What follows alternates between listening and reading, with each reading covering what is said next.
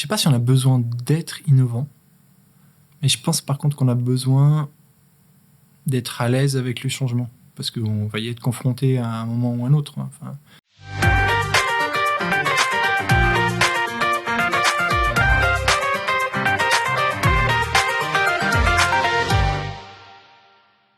Tu te demandes qu'est-ce que le changement? Pourquoi doit-on le gérer? Comment se passe l'innovation dans la construction et comment on change nos manières de travailler? Nous allons tenter d'y répondre avec notre invité du jour. Il a commencé comme architecte EPF, puis s'est formé au BIM. Au vu des challenges digitaux de la construction, il a ensuite complété ses connaissances par une formation en gestion du changement.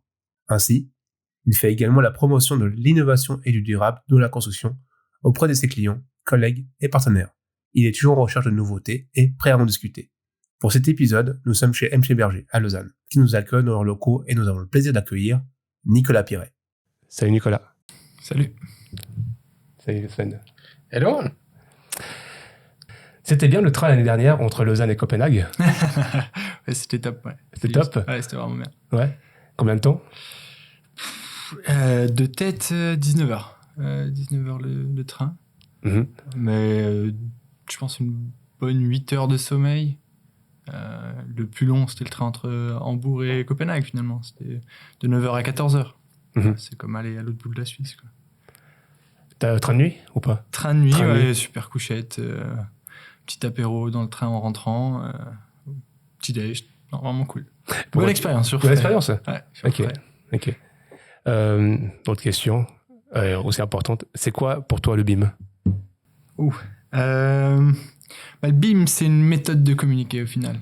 Pour moi, c'est ça. C'est un outil qui nous permet de mieux collaborer, donc d'échanger des informations qui sont fiables, qu'on peut utiliser dans nos projets. Mm-hmm. Donc, c'est un outil au service de notre travail. Donc pour toi, c'est un outil? Ouais. Ok, c'est un outil.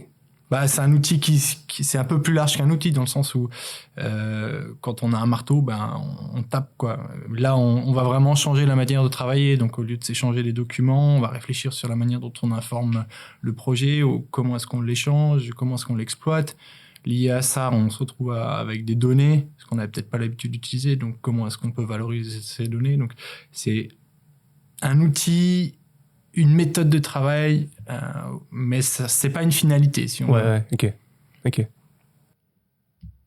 Et puis du coup, le BIM, je pense que ça a provoqué pas mal de changements dans différents bureaux, y compris dans nos façons de travailler. Toi, tu t'intéresses beaucoup à la gestion du changement, comment ça se passe. C'est quoi finalement la gestion du changement pour toi? Et pourquoi est-ce qu'il faudrait justement traiter ces changements? La gestion du changement, c'est mettre en place toutes les conditions qui permettent aux différents acteurs de changer, en fait. Parce que la plus grosse difficulté, c'est la personne qui est au milieu de ce changement, puis qui ne sait pas où elle va, qui ne sait pas qu'est-ce qu'elle doit faire, qui ne sait pas comment est-ce qu'elle doit mettre la main sur ce changement. Donc, je dirais la gestion du changement, c'est ça, à tous les niveaux, au niveau des ressources, au niveau des structures de l'entreprise. Et puis, pourquoi gérer le changement? Parce que s'il n'est pas géré, c'est le chaos. Donc, vu que le changement, en fait, il finit par s'imposer à nous d'une manière ou d'une autre, les collaborateurs et les acteurs du changement, s'ils sont isolés dans leur réponse à ce changement-là, on perd l'efficacité au niveau de la collaboration. Donc, c'est de pouvoir maintenir un peu maintenir cette cohésion et puis cette collaboration à travers les différentes étapes qui nous amènent d'un statu quo à un futur statu quo, en fait. Ok. Et puis finalement, le changement, on en subit des fois, on le provoque d'autres fois. Comment ça se matérialise? D'où ça vient? Enfin, est-ce que tu peux nous dire un peu les différentes sources ou... Sur les raisons du changement, sur pourquoi est-ce qu'on devrait changer? Oui, pourquoi est-ce qu'on devrait changer, ouais. Alors, je pense que la notion clé, c'est la notion de disruption, en fait. C'est ces acteurs, ces éléments extérieurs sur lesquels on se confronte et puis qui rendent tout ce qu'on a fait auparavant quasiment impossible à refaire. Et il y en a énormément en ce moment, depuis déjà une bonne dizaine d'années, que ce soit tout ce qui est digitalisation, l'industrie 4.0, enfin 2.0, 3.0, 4.0 maintenant. Donc ça, c'est des facteurs vraiment importants. Je pense aussi qu'on a pour reprendre l'exemple de l'industrie, on a longtemps pu fonctionner avec des productivités peu élevées, notamment dans le domaine de la construction. Et aujourd'hui, c'est plus possible. En fait, on est obligé d'être vraiment efficace jusqu'au bout pour être compétitif, pour répondre aux différents challenges. Donc, je pense que ça, c'est un des grands moteurs de disruption.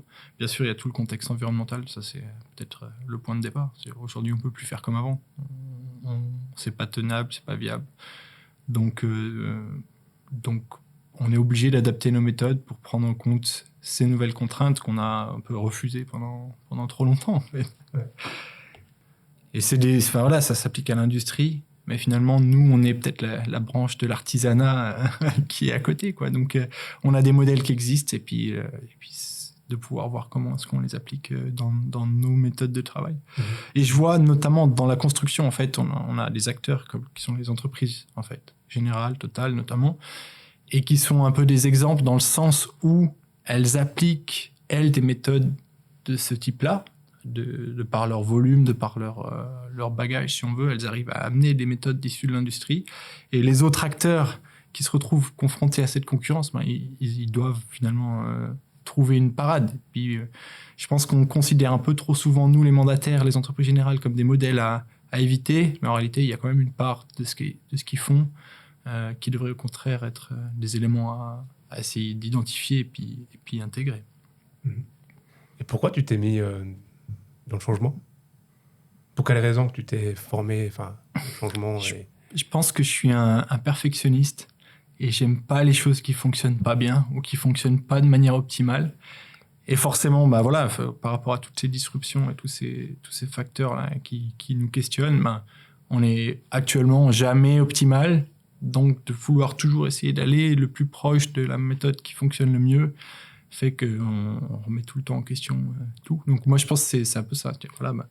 On collabore d'une certaine manière. Il y a des outils, le BIM, qui nous amènent des réponses. Comment est-ce qu'on fait ? On part dans l'exploration de ce domaine-là. Lié au BIM, on voit qu'on a plein de données qui débarquent, qu'on arrive à extraire. Qu'est-ce qu'on en fait ? On part dans la data, des choses comme ça. Donc, je dirais que le perfectionnisme peut être un moteur, une réponse en tout cas. Et puis en dehors de la motivation, finalement, comment on apprend vraiment à gérer le changement ? C'est quoi est-ce qu'on peut se documenter en ligne ? Est-ce qu'il y a des livres ? Je sais qu'il y a des formations. Toi, tu en as suivi une, justement. Quelle est la bonne méthode pour quelqu'un qui voudrait un petit peu plus se documenter sur le processus du changement et puis de comment cadrer un peu ou comment minimiser les risques d'échec d'un changement ? Quelles sont un peu les différentes étapes pour apprendre à gérer le changement ? C'est une question compliquée. C'est le but. Ouais. Non, alors, je pense que déjà, c'est pas être isolé. C'est-à-dire que si on est tout seul, on peut rien changer, ça c'est clair. Après, j'avoue que la formation que moi j'ai suivie m'a beaucoup aidé. J'en ai fait qu'une, mais il y a clairement un avant et un après. C'est-à-dire que ce qui m'a manqué avant cette formation, c'est justement peut-être une vision globale et une manière de comprendre la stratégie, la notion de stratégie du changement, en fait. Ça, c'est quelque chose qui est venu au cours de cette formation. Et après, dans le contenu, il y a pas mal de choses. Il y a des documents, mais j'avoue que je me suis pas particulièrement auto-formé en allant chercher des références petit à petit, etc. J'ai reçu un gros bloc que j'ai essayé de saisir, quoi. J'aurais pas de bonne méthode à proposer ou à conseiller. Je pense, par contre, vraiment d'être ouvert et puis de voir que la difficulté, c'est pas de se changer soi, parce que ça, on y arrive, mais c'est d'amener les autres. Et ça, c'est un défi permanent. Mais du coup, d'avoir été suivi, encadré ou qu'on t'ait appris des méthodes pour gérer ce changement, il y a eu clairement une plus-value, quoi. c'est pas quelque chose qui est inné pour les gens. Il y a quand même des bonnes pratiques, des choses à apprendre. Je pense que c'est pas inné. Aujourd'hui, on est tous hyper spécialistes au final, et il y en a aucun qui est formé au changement. Enfin, en tout cas, dans vos auditeurs et dans notre milieu, quoi. On est formé à être ingénieur, à être architecte, à être spécialiste de ci, de ça. Et en réalité, les composantes sociales, managériales qui sont liées à la gestion du changement, on les a rarement acquises. Donc c'est clair, il y a beaucoup d'offres. Je pense qu'il y a des MBA, notamment à l'EPFL, et des CAS assis à droite. Donc je pense que c'est une brique à intégrer. Je pense que c'est vraiment quelque chose qui amène un plus et qui fait passer d'une démarche un peu aléatoire et artisanale de nouveau à quelque chose d'un peu plus structuré et du coup un petit peu plus efficace, je pense. Et tu penses que dans notre industrie, la construction, l'accompagnement au changement se fait bien ou très peu? Non, je pense pas. Je pense que c'est compliqué. C'est très compliqué. Tu sais pourquoi? Parce que ce que j'entends souvent, c'est qu'on est très conservateur en termes de méthode, en termes de technique. C'est une industrie qui est assez conservatrice, qui n'est pas forcément dans l'innovation. Bah, je pense qu'il faut différencier peut-être. Il y a le côté... on ne s'est pas remis en question, peut-être. On ne s'est pas beaucoup remis en question. Et puis, du coup, les acteurs, en fait, ils ont acquis une méthode et des compétences qui sont leur bagage, en fait. Puis si on remet en question ça, bah forcément, on remet en question ce qu'ils peuvent amener dans le processus. Et donc ça met en crise leur rôle et donc, ils refusent le changement. Après, peut-être qu'on a eu toléré trop longtemps, en fait, justement, ce côté pas de productivité faible, quand on voit la gestion des déchets sur le chantier, puis ce qui part à la poubelle, pour moi, c'est un peu l'illustration de la tolérance qu'on s'est donnée aux erreurs. Et peut-être que cette tolérance à rester en niveau suboptimal fait qu'on ne s'est pas donné les moyens d'innover. Après, est-ce qu'il y a un facteur lié à nos métiers aussi? On est des architectes, enfin, en tout cas pour mon domaine, et puis finalement la formation qu'on a n'est peut-être pas axée sur ça. Peut-être le côté social, le côté... j'ai du mal à expliquer, mais je verrais peut-être ces éléments-là comme des pistes de réponse.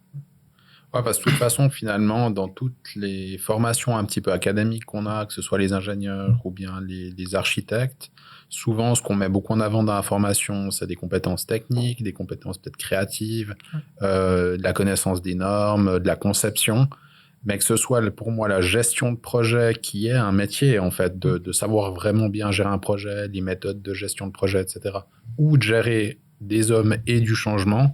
C'est pas des pratiques qui sont saignées dans ces structures. Ouais. Donc c'est quelque chose, comme tu dis, qui a appris un petit peu sur le tas avec les années.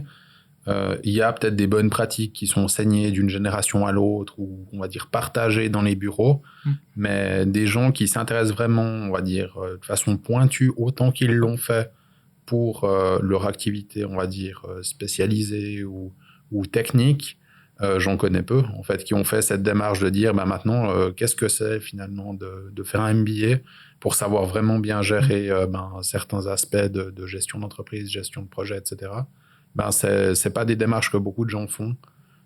Donc, ouais, je pense qu'il y a effectivement un potentiel d'amélioration assez énorme là-dedans. Mais c'est assez juste ce que tu dis. Je pense que les formations qu'on a, en tout cas celles que moi j'ai suivies, elles ciblent les compétences techniques, comme tu disais. Elles laissent de côté toute la partie sociale, peut-être en la déléguant aux bureaux dans lesquels on va rentrer, en disant, toute cette partie gestion, machin, tout ça, ça va être apporté par les anciens, en fait.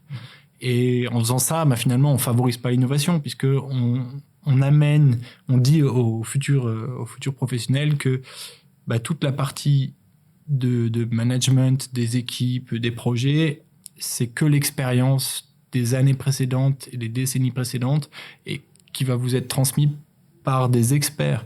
Et on ne vient pas challenger par des personnes qui viennent en dehors du cercle, si on veut, en dehors du domaine, et qui amènent, elles, des thématiques de recherche, des thématiques novatrices. En fait, l'innovation, elle devrait être dans les méthodes de travail qui nous sont enseignées à l'école. Je pense qu'il y a des changements qui se font quand je vois entre les ateliers que j'ai fait à l'école et puis ceux qui sont maintenant en place. Il y a clairement des dynamiques différentes. Mais d'une manière générale, je pense que de se reposer sur l'expertise qui est indispensable, mais ça ne devrait pas être la seule, l'expertise des anciens, je pense que c'est une chose.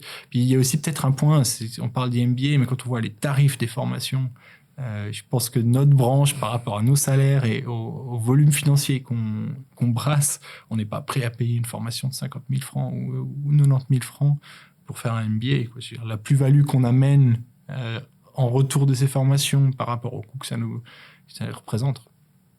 C'est combien, juste par curiosité? Ouais, je pense que c'est entre 50 et 90 000 francs, suivant le prestige de l'école, du coup.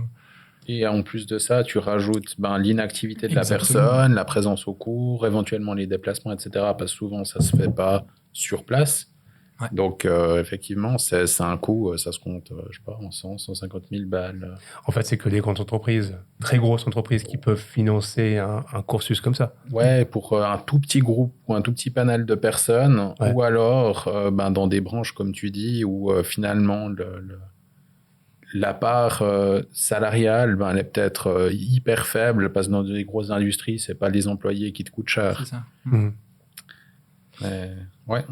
Mais effectivement, il manque pour moi. Mais après, la solution finalement de casse, comme tu as fait, c'est peut-être une étape intermédiaire. Peut-être qu'effectivement, tu vas pas aussi loin ou c'est pas aussi intense sur une année. Par contre, tu as déjà les clés pour pouvoir t'améliorer dans le domaine. Et puis, ça a des frais légèrement, enfin, bien plus faibles que ce que ça pourrait te coûter une formation comme un MBA. Ouais. Puis, à ton avis, que faudrait-il améliorer pour amener le changement dans des petites structures comme dans des bureaux d'architectes, dans des bureaux d'ingénieurs?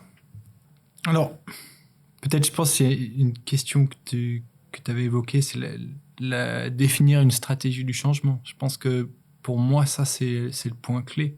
C'est-à-dire que si on n'a pas en place cette stratégie, à mon avis, c'est difficile de le tenir, en fait. Et ça passe par vraiment essayer d'identifier tous les points clés qu'il faut intégrer. Parce que si, par exemple, on ne traite pas des moyens à mettre en place pour accompagner le changement, on aura tout le reste, on aura peut-être les processus, on aura peut-être les objectifs, mais on ne va pas pouvoir le tenir. Le BIM, c'est une bonne illustration pour ça. Oui. On voit beaucoup de gens qui, notamment peut-être au niveau des maîtres d'ouvrage et des gens qui commandent le BIM, où ils disent on veut du BIM, donc admettons que ce soit des objectifs. Les mandataires mettent les processus en place sur le chantier et sur les projets, mais derrière, est-ce qu'il y a les ressources pour traiter les maquettes quand elles reviennent? Est-ce qu'on a les outils? Est-ce qu'on a les personnes? Est-ce que les gens sont fermés? Est-ce qu'on a le temps à disposition pour garantir qu'en fait l'investissement qui a été fait en finançant ou en intégrant le BIM sur des projets est pérenne dans le temps? Ça, je pense que c'est vraiment un point qui manque. Et je dirais que d'avoir finalement ces notions de stratégie, de les déterminer, c'est vraiment un élément clé. Ouais. Donc, pour chaque changement, en fait, en gros, si on devait identifier un petit peu comment est le déroulement, ou bien décrire le déroulement d'un changement, peut-être les étapes un peu pour définir cette stratégie, parce que finalement, tu dois définir qu'il y a un changement qui arrive, ou en tout cas le remarquer, ou le souhaiter, disons. Ensuite, ou le subir, oui. C'est encore autre chose. Et puis ensuite, tu dois, comme tu dis, définir une stratégie en disant comment on va aborder ce sujet-là, quels sont les objectifs qu'on se fixe, enfin peut-être justement quel est le déroulement idéal d'un processus de changement, selon toi.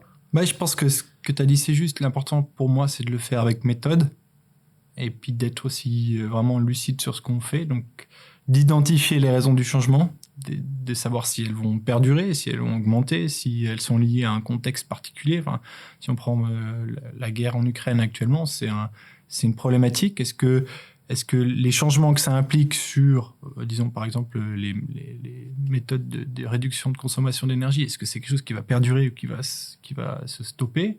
Et en fonction de ça, on peut dire, OK, je regarde, ça va être pérenne, donc je dois réagir ou je dois pas réagir, je dois réagir vite, lentement. Et puis en fonction de ça, du coup, mettre en place une stratégie pour pouvoir répondre à ces changements.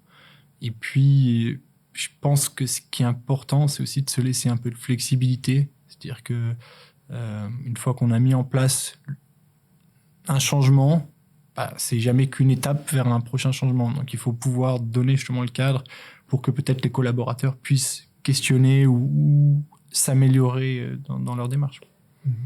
Donc, au niveau peut-être des méthodes de mise en place, ou de déploiement d'un changement, on entend souvent parler de bottom-up ou top-down ou des choses comme ça pour initier, on va dire, des actions. Est-ce que tu connais un peu des méthodes comme ça ou tu peux juste nous les décrire un petit peu sommairement ou celles qui deviennent qui sont les plus courantes, disons? Alors, je connais pas le côté académique, on va dire, mais je dirais peut-être moi la méthode que je mets en place, c'est vraiment d'identifier déjà les objectifs. Donc, si on prend par exemple le BIM, de nouveau pour parler de ce domaine-là, mais promis, je peux aussi moi en parler. Mais disons que c'est quoi la mission, en fait, c'est de questionner la mission du BIM, dire qu'est-ce que ça va m'apporter, parce que à partir du moment où on a identifié le but et les objectifs de ce changement, après tout ce qu'on va mettre en place, on pourra le ramener à ce but-là. Est-ce que ça vaut la peine de mettre en place une méthode parce que est-ce qu'elle est en face des objectifs que je me suis donnés? Si on est complètement à côté, ça vaut pas la peine de mettre en place cette méthode. Et puis, en fonction de ces objectifs, après, d'essayer de déterminer les processus. Donc, finalement, qu'est-ce qui va nous permettre d'atteindre ces objectifs? Dans le cas du BIM, par exemple, ce serait les cas d'usage qu'on veut mettre en place pour atteindre nos objectifs. Et puis, les moyens qu'on a. Donc, les ressources humaines, les ressources en formation, les ressources en matériel. Et en fait, finalement, les processus, c'est ce qui permet aux moyens d'atteindre les objectifs. Et puis finalement, il y a la structure. Et ça, la structure, c'est un peu ce qui maintient le tout ensemble. C'est comment on organise tous les différents éléments avec peut-être des séances, une organisation interne avec des niveaux hiérarchiques ou pas. Mais en tout cas, de pouvoir préciser qui fait quoi, comment ça se passe en termes de communication, etc. Je dirais, en tout cas, moi, de mon côté, j'essaye maintenant d'appliquer cette méthode-là, objectif, processus, moyens et structure, pour pouvoir, en fait, être certain que je passe tout en revue, qu'il n'y a pas des choses qui sont à côté de la plaque. Il y en a un cinquième qui serait les indicateurs, en fait, qui nous permettent de suivre et puis d'identifier si on atteint nos objectifs. Mmh. Tu parles d'organisation en structure, donc du coup, quand on parle de ça, c'est plutôt d'employés dans l'entreprise. Par exemple, si tu mets un changement dans une entreprise, est-ce qu'il y a des tailles qui peut mieux... Il y a une taille spécifique qui peut mieux apporter le changement. Ce que je veux dire par là, c'est du coup, tu mets un changement. Est-ce qu'il y a une taille vraiment, je dirais, optimale pour bien suivre le changement, ou est-ce qu'il y a une taille critique, du coup, le changement est bloqué? Non, je pense pas qu'il y ait de taille. On a des grandes entreprises qui changent tous les jours, quoi. Enfin, ouais, mais ils n'ont pas plus de difficultés, justement, prendre plus de temps. Après, l'organisation va être différente. Je pense que on doit tous changer aujourd'hui. Si quelqu'un qui change pas, il va très très très vite, beaucoup plus vite qu'avant. Je pense se retrouver dans un cul-de-sac. C'est extrêmement flagrant pour ma part. Je trouve vraiment qu'on est obligé en fait de le faire. Et donc, du coup, un artisan qui est tout seul ou une multinationale qui a 5000 employés, ils doivent le faire. Après, la manière dont on le gère, c'est différent, c'est clair. Et je pense que, au final, quand on est des petits groupes, on peut se permettre d'être un peu moins structuré parce que finalement, je repartirai plus loin. Si on a défini pourquoi on fait le changement, c'est la clé parce que tout le monde peut savoir pourquoi on le fait. Donc, quand on est 3, 4, 5, ça marche très bien. Tu dis, voilà, on va changer pour telle raison. À partir du moment où tout le monde partage cette vision, tout le monde est d'accord, c'est beaucoup plus facile d'accepter les raisons du changement. Si on est dans une structure plus grande, c'est clair, il faut que la hiérarchie, la direction soient aussi d'accord sur cette vision pour qu'ensuite ils puissent faire redescendre et que, on va dire, au terme de pilotage de l'entreprise, la ligne directrice soit claire et qu'il n'y ait pas quelqu'un qui mette en défaut si on va le voir et qu'on lui dit mais pourquoi je fais ça, mais moi j'y crois pas, on met en défaut le changement. Donc en fait, si je comprends bien, c'est que la petite entreprise, c'est plus facile, pas plus facile, mais le changement est un peu plus rapide parce que on est tous plus ou moins du même niveau. je dirais, à moins de structure ou à moins de niveau. Alors qu'une grande entreprise, le changement, faut que ce soit tout en haut pour que ça répercute. Alors, c'est pas tout à fait ça. Je dis pas que c'est plus facile. Je pense que c'est plus facile de partager une vision commune quand on est 5, donc de se mettre d'accord. Ouais. Par contre, de changer pour une personne, dans ces 5, de changer ses méthodes de travail, c'est tout aussi dur qu'on soit dans une multinationale de 50, de 500 ou de 5000 que 5. Finalement, on doit changer nous. Donc, c'est peut-être même plus dur parce qu'on n'a peut-être pas d'accompagnement si on est tout seul. Tandis que si on est dans une grande structure, il y a peut-être justement des éléments de formation qui peuvent être financés, etc. Donc, je dirais pas que c'est plus dur. Ce qui est plus dur dans une grande structure, j'imagine, c'est la manière dont les objectifs et la vision redescendent jusqu'à la personne qui va être confrontée au changement. Et moi, j'imagine, mais c'est ma vision, elle n'engage que moi, c'est que si on est confronté à un changement dans une grande structure, on a peut-être intérêt à fractionner les éléments de décision, en fait, de donner de l'autonomie à la personne face à ces changements. Mais pour ça, c'est nécessaire d'avoir clarifié où on va et de laisser après, justement, la liberté du cadre, de pouvoir sortir un peu, d'amener des éléments. Et là, c'est de l'innovation, finalement, de dire, OK, on avait prévu de le faire comme ça, mais ça marche aussi de l'autre côté. Et en fait, dans une plus petite structure, s'il y a quelqu'un qui fait quelque chose différemment, ça va être facilement identifié, puis on va pouvoir discuter, puis il pourra expliquer, et on pourra intégrer le côté positif de son innovation, finalement, dans le changement en général. Par contre, si c'est dans une grande structure et qu'on n'a pas communiqué, qu'on n'a pas mis en place, on va dire, l'organisation, une personne qui commence à faire de sa manière, elle va continuer à le faire, ça va amener un dérèglement, je dirais, de la méthode du changement, et puis on va se retrouver avec 1000 méthodes différentes, on aura perdu le contrôle, en fait. Mais tu penses pas que ça se passe comme ça maintenant? Je suis persuadé que ça se passe comme ça. Mais je dirais, pour moi, si on veut pouvoir piloter le changement et puis l'accompagner, il faut pouvoir justement essayer d'engager les collaborateurs et leur donner la possibilité de faire ces modifications. Donc pour ça, il faut avoir réussi à leur déléguer jusqu'au bout la capacité de mener le changement. Si on s'arrête 2 strates au-dessus, puis on dit, tiens, ça c'est ta nouvelle méthode de travail, il y a plus de chances que la personne dise, je vais prendre et puis je vais faire à ma manière, puis on verra bien un jour si ça casse. Ça arrivera à la fin du projet quand on lui demandera de rendre les documents, par exemple. Mais d'ailleurs, pour un peu, c'est vrai que cette idée de vision qui est hyper importante, comme tu dis, et encore plus dans une grande structure, de la communiquer à d'autres strates. On voit apparaître maintenant dans des grandes entreprises le rôle de Chief Vision Officer, qui est certainement un nouveau terme buzzword qui apparaît, mais qui vient se rajouter, on va dire, à l'exécutif d'une entreprise. Pour justement être un peu le garant de cette vision et puis de pousser en avant pour que tout le monde comprenne dans quel sens veut aller l'entreprise et si possible adhère à la vision de l'entreprise. Donc je sais pas si dans la pratique ça marche d'avoir des rôles comme ça dans une entreprise, mais c'est des postes qu'on voit se créer un petit peu dans des grosses structures. Mais c'est intéressant, si on regarde par exemple ce qui se fait en termes de gouvernance partagée, on a aussi une très grande importance sur la vision.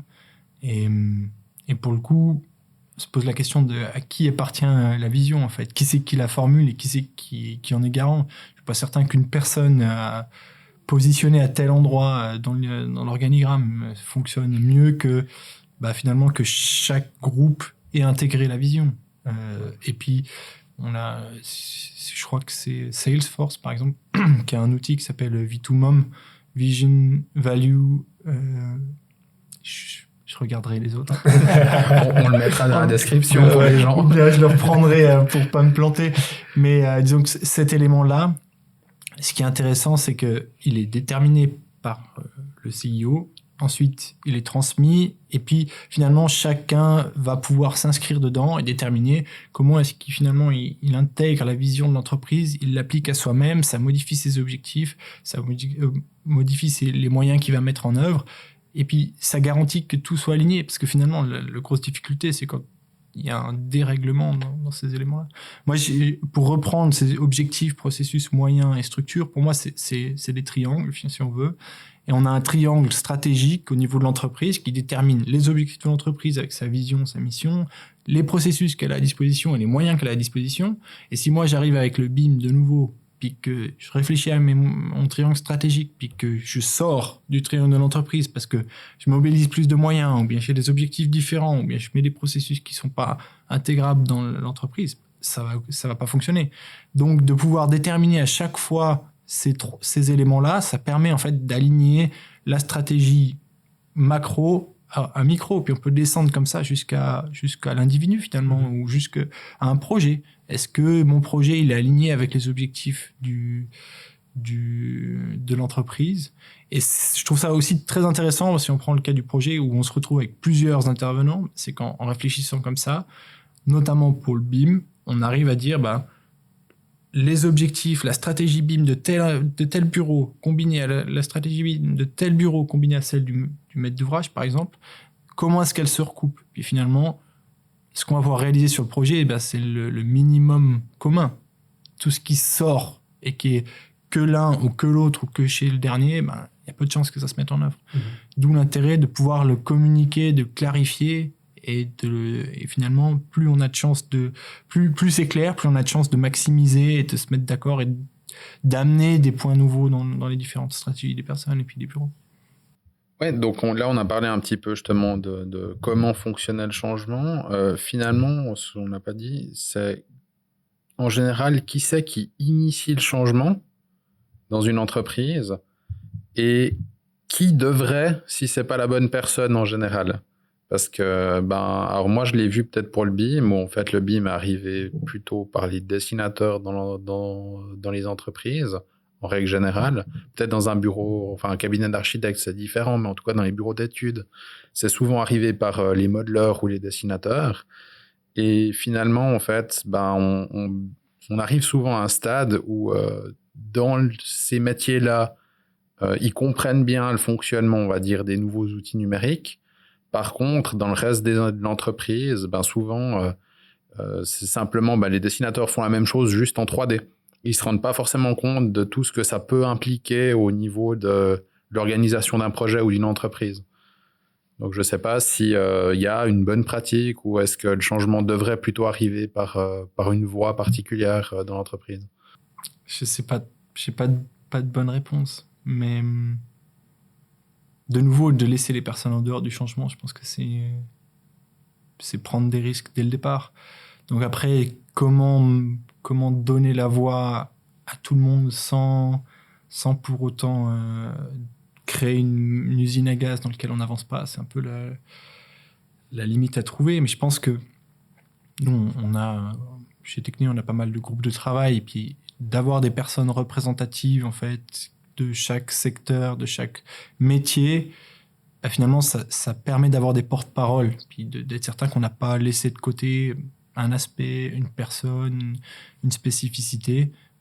Et je pense que ça, c'est un modèle qui est bon, en tout cas pour les structures de petite à moyenne taille, où finalement, on arrive à avoir des éléments avoir un moteur du changement, mais sans pour autant d'être lancé dans une direction et de totalement ignorer la réalité du métier. Là, tu parles de petite et moyenne taille. Tu as un nombre précis de plus ou moins une idée? Je sais pas si ça dépend un peu d'où on parle. Je pense qu'un bureau d'architecte, une petite taille, ça va être en dessous de 10. Moyenne taille, je dirais, c'est entre 30 et 50. Puis au-dessus, c'est un grand bureau, mais c'est mon appréciation. Je sais pas. Bon, je crois qu'on avait remarqué sur le site internet de la Confédération, ils disent qu'une micro-entreprise, c'est de 1 à 9, c'est bien ça. Et une petite entreprise, c'est de 10 à 49. Puis une moyenne entreprise, c'est entre 50 et 249. Mais ça, c'est, je pense, par rapport au statut des entreprises, tu sais, pour que ça rentre dans le panel PME, etc. Je pense que c'est plutôt par rapport à la classification fiscale des entreprises. C'est ça, des subventions que tu peux récupérer. C'est une micro-entreprise. Et du coup, comme la question de Sven, qui devrait initier le changement? Est-ce qu'il y a des types de personnes que pendant tes cours dans la gestion du changement, est-ce qu'il y a des types de personnes des catégories de personnes qu'on remarque, par exemple des personnes qui sont innovateurs par nature ou des personnes qui sont plutôt sceptiques ou qui n'ont pas trop envie. Enfin, est-ce qu'on peut identifier, on va dire, des caractères de changeurs ou est-ce que finalement ça dépend du changement ou de la matière dans laquelle les gens travaillent? Je pense qu'on peut identifier des profils types, mais je dirais pas que ça en fait une personne qui va aider au changement ou pas. Je pense qu'il faut tous les prendre en compte. Et de nouveau, je fais référence à ce qui se passe en gouvernance partagée, où finalement, dans la logique des séances et dans la structure qu'on met en place pour essayer de régler des points, chacun va se mettre un peu dans la peau d'un profil. Le contradicteur, l'enthousiaste, pour pouvoir traiter les points en abordant tous les aspects. Donc je pense qu'on ne peut pas traiter le changement sans prendre en compte la personne qui voit tout négatif, parce que dans ce qu'elle dit, il y a peut-être une part de vérité à intégrer, et puis surtout à aussi désamorcer, parce que ça va le toucher. Donc après, je pense aussi qu'on serait surpris peut-être en donnant la parole à tout le monde.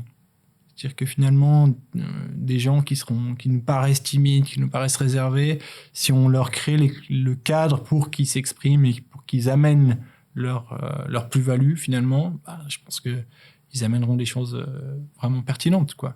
C'est, à mon avis, plus efficace que d'avoir un Chief Innovation Officer qui, lui, va décider quelle est la bonne piste ou pas. Je pense que c'est vraiment des démarches participatives qui peuvent amener des éléments des objectifs. Après, quelqu'un qui met en musique, là, peut-être que je dirais que ça nécessite peut-être d'avoir un profil particulier pour vraiment amener, promouvoir et organiser. Mais le changement peut être initié par la base. Mais quand tu apportes le changement, quand je dis par ici, c'est que tu as des personnes qui sont très enthousiastes. Par exemple, quand tu mets le BIM en place, des gars qui sont « Ok, ça a l'air cool, j'y vais ». Il y a des personnes un peu plus réticentes. Est-ce qu'on peut mettre des catégories de personnes ou... on peut sûrement. Mais moi, si je suis tout seul à faire du changement pour le BIM, je vais produire quelque chose qui sera pas bon. Mm-hmm. Et ça m'est déjà arrivé. Là, dans le groupe de travail qu'on a créé, on a vraiment essayé de mettre un peu tous les profils avec des gens de la construction, de la calculation, des chefs de projet et des gens on était partis pour faire un truc dans notre méthode avec nos fichiers et puis nos diagrammes. Et puis le collègue m'a dit attends, je suis désolé, ça sert à rien ce que tu fais. Tu pourrais le faire avec un tableau Excel. Et puis ouais, en fait, c'était totalement vrai, mais nous, on était tellement à fond dans la démarche que ça marchait, notre démarche. Mais en fait, ça servait à rien. Donc, ça aurait été bête de se priver de ce côté un peu qui remettent en question. Après, c'est aussi une qualité. Ouais, donc finalement, tu as besoin, dans tout groupe, qui sont un peu hétérogènes, et puis d'avoir des avis qui sont divergents pour arriver à une solution, on va dire, la meilleure possible en général. C'est un peu comme partout. Plus c'est diversifié, plus tu as de chances que tout le monde ait pu identifier des problématiques et puis que ta solution, elle soit optimale à la fin. Mais je pense que c'est même un enjeu. Si on a une entreprise qui est diversifiée, il faut que cette diversité elle soit représentée dans l'innovation, en fait.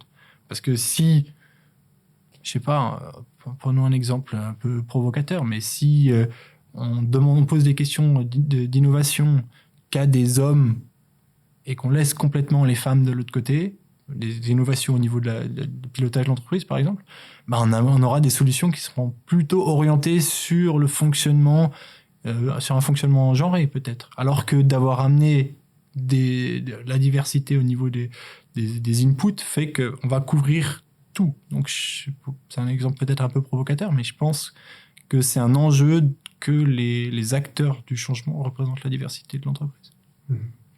Ouais, donc on voit en fait que dans tous ces changements-là, mais finalement tous les processus de l'entreprise, la communication, c'est hyper important. Justement, au niveau de la communication, on sait que voilà, il y a différentes façons d'aborder un changement. Comme tu dis, c'est soit rendre la chose participative pour essayer de faire adhérer les gens. Il y a d'autres structures où on impose le changement parce que c'est comme ça qu'ils savent faire, peut-être, avec les résultats que ça peut avoir. Dans d'autres structures, on va faire des workshops un peu pour expliquer pourquoi et justifier pourquoi on essaie d'appliquer ces nouvelles façons de faire. Qu'est-ce qu'il y a comme type de communication différente? Puis finalement, dans une structure, comme tu dis, peut-être moyenne, entre 30 et 50 personnes, est-ce que tu as une recommandation sur justement comment communiquer un changement aux gens? Justement, est-ce que tu ferais des petits groupes? Est-ce que comme vous faites, vous, d'avoir des porte-paroles peut-être par domaine ou par catégorie d'employés, c'est la façon que tu recommanderais? Je pense que le point de départ, peut-être, c'est la notion de vitesse. À quelle vitesse tu dois mener ton changement? Donc, de nouveau, d'avoir identifié le risque ou l'opportunité qui se présente, qui va générer ce changement ou ce besoin de changement. Et finalement, si c'est un besoin de changement très rapide, ta décision, elle doit être en petit comité. Elle doit reposer plutôt sur l'expertise d'une personne qui va trancher. Et une fois qu'elle a pris cette décision, ça va s'imposer aux autres parce que ça doit être rapide. On ne peut pas consulter tout le monde. Par contre, si c'est un changement à long terme, là, on a plutôt intérêt à élargir le spectre, si on veut. Puis, je sais pas, si c'est un changement à 4-5 ans, peut-être qu'on peut imaginer, dans une grosse entreprise, même 5000 personnes, de consulter chaque personne pour avoir les avis.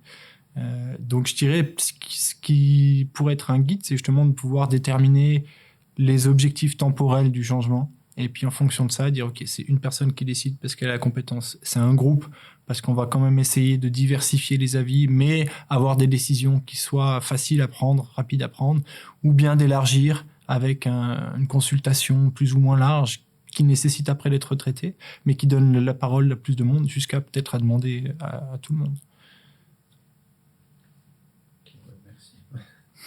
Je vais essayer de trouver. Il y a un document que j'avais vu en formation qui justement montre un petit peu cette courbe en fait. Le choix rapide, c'est une matrice en fait.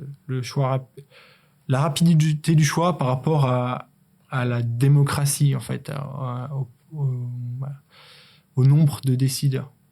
Et finalement, c'est assez facile à reposer sur la courbe après. Mais c'est vrai que quand tu le dis, c'est intuitif parce que tu te dis, voilà, tu as un changement par exemple de norme qui arrive, une nouvelle entrée en vigueur, tu dois l'appliquer, donc il y a quelqu'un qui prend la décision et puis toute l'entreprise le subit un petit peu, mais le changement tu peux le faire très rapidement avec les risques de gêne que ça peut engendrer. Par contre, si c'est un changement qui est souhaité, puis où tu as le temps, finalement, comme tu dis, tu as le temps de consulter tout le monde, de faire adhérer tout le monde à cette vision. Donc, sur le long terme, ce sera certainement meilleur.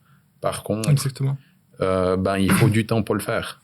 En fait, la notion qu'il y a derrière, si j'ai retrouvé le document, c'est la notion d'engagement. Et plus tu es rapide, moins tu as d'engagement. Plus tu es lent, plus tu peux avoir d'engagement en fait. Donc tu pars d'une décision autoritaire. Cette décision d'autorité, elle doit être basée sur des compétences, donc sur une expertise. Donc tu prends la personne qui est la plus compétente dans le domaine et boum, elle tape et puis c'est bon, ça part. Et après, on sera confronté à l'acceptation de la décision. Mais si c'est basé sur la compétence, a priori c'est la bonne. Après, on a la consultation, le vote, puis finalement, d'amener à un consensus où tout le monde est d'accord, ça nécessite plus de temps, mais le consensus, a priori, il n'y a personne qui le remet en cause, donc c'est l'engagement total. Si on veut changer les valeurs d'une entreprise, il vaut mieux passer par un consensus. Sinon, on prend le risque d'avoir des personnes qui partent parce qu'elles sont en décalage avec les valeurs. Après, on ne veut pas forcément garder tout le monde tout le temps, mais je dirais que voilà, c'est la notion de la rapidité, elle est en corrélation avec l'engagement ou le désengagement. Parce que si on prend l'exemple de démocratie, si on laisse voter tout le monde, on voit très bien que on n'est jamais à l'unanimité. On est toujours un peu différents pourcentages. Mais dans l'entreprise, c'est pas une démocratie.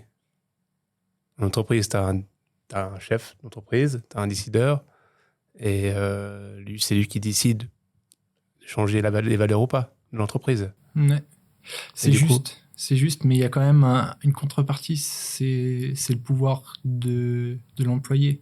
Et je me rends compte aujourd'hui, justement par rapport à ces éléments de disruption finalement, que la main-d'œuvre qualifiée et les pénuries de main-d'œuvre qu'on a fait que le collaborateur qui rentre dans une entreprise, ben, il a quand même, en tout cas dans nos bureaux et dans nos métiers, un certain nombre de leviers. Mhm. Quand on voit la difficulté qu'on a à avoir des spécialistes BIM, d'avoir des gens spécialisés dans la durabilité, etc., je pense que c'est très dangereux d'imposer quelque chose qui t'a justement à bloquer des collaborateurs à l'entrée, à rendre les conditions d'entrée trop difficiles ou à pas pouvoir garder des collaborateurs. Aujourd'hui, je pense que dans les directions d'entreprise, une des grandes thématiques, c'est comment conserver les ressources quand elles sont là et qu'elles sont compétentes, en fait.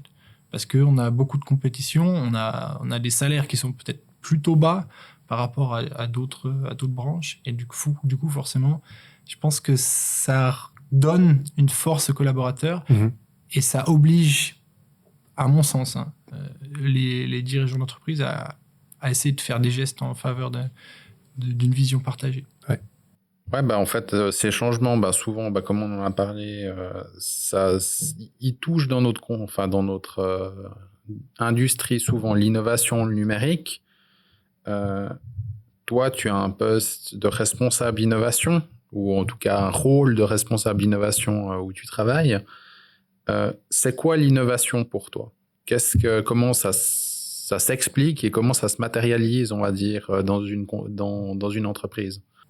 Et je pense que c'est lié à ce qu'on discutait tout à l'heure, c'est-à-dire le côté perfectionnisme, chercher la solution, améliorer la solution, réfléchir aux outils, aux méthodes, puis challenger un peu le statu quo. Je pense que ce serait cette notion d'aller de l'avant en fait, en permanence. Et j'aime bien cette image qu'on voit du plan, donc ce cercle sur une pente, et plan, act, check, do. Et puis finalement, on va de l'avant sur un chemin en pente, mais on est obligé de bloquer l'avancement à des points précis, quoi. De mettre cette cale pour éviter qu'on retourne en arrière. Puis finalement, pour moi, ce serait ça, c'est d'aller de l'avant, d'essayer de trouver des nouvelles solutions. Et puis ensuite de les concrétiser, parce que de faire que des projets pilotes, de faire que des méthodes tests et les bêta projects et les alpha projects, ben ça sert à rien. Donc il y a cette partie d'innovation où à un moment elle est plus une innovation, puis elle doit intégrer l'entreprise, quoi. Tu peux nous dire la différence entre R&D et innovation? Je sais pas. Je dirais que la recherche et le développement, elle est peut-être axée sur un problème précis et une solution, peut-être je la verrais plus orientée produit. Ouais. Tandis que l'innovation, je pense qu'elle part dans tous les sens et elle est pas ma manière de faire, j'ai peut-être pas directement d'objectif de production derrière mais voilà, c'est une vision. Donc tu fais pas de R&D, toi? Alors je pense que j'en fais si on a un outil et qu'on doit aller de l'avant et développer des méthodes par rapport à un outil précis. Si la solution elle est plus ou moins déjà là, et il faut améliorer l'utilisation de l'outil. Par exemple, là je dirais que je fais de la recherche et du développement parce que pour prendre Solibri par exemple, d'aller voir des tutoriaux, d'aller comprendre comment ça se fait, suivre des cours, des choses comme ça, c'est de la recherche et du développement qui sont liés à une solution qui est déjà en place. Ouais. Par contre, quand on a la question comment est-ce qu'on va exploiter les maquettes, comment est-ce qu'on va contrôler les clashs ou contrôler l'information, puis qu'on n'a pas de réponse, je pense que là on est plutôt dans une démarche d'innovation, dire il va falloir que je me débrouille avec ce que j'ai, je vais essayer de prendre l'IFC et puis de le convertir en Excel. Ah non, c'est trop galère. Ou des choses comme ça, quoi. Ok. Mais du coup, tes tâches de recherche sont partagées comment? C'est-à-dire, tu fais de la recherche un peu à long terme ou tu fais un peu de recherche appliquée? Ton temps, et tu gères Mon rôle, il est pas si formel que ça. Non. Il est pas si cadré que ça. Je Ok. pense. Je le vois plutôt comme essayer justement de mettre en place ce cadre. Et on a fait un gros travail pour mettre en place une stratégie BIM. Et je pense que ça, c'est la partie responsable innovation, en fait. De dire, voilà ce qu'il faudrait qu'on vise, voilà ce qu'il faudrait qu'on ait, et voilà, il faudrait qu'on le fasse. Et après, d'amener des collaborateurs à rejoindre la démarche, et puis eux à pousser le changement et à pousser l'innovation. Voilà, moi je pense que dans mon rôle, c'est de réfléchir à ça, d'être peut-être justement un peu capable de challenger le statu quo. Je le fais peut-être un peu trop. Mais c'est la passion, ça, en voilà, général. Exactement. Mais après, je pense que il n'y a pas vraiment je peux pas me dire, mon cahier des charges, il est là, j'ai tant de % de temps, j'ai fait tant de manières, il faut que j'aille faire ça.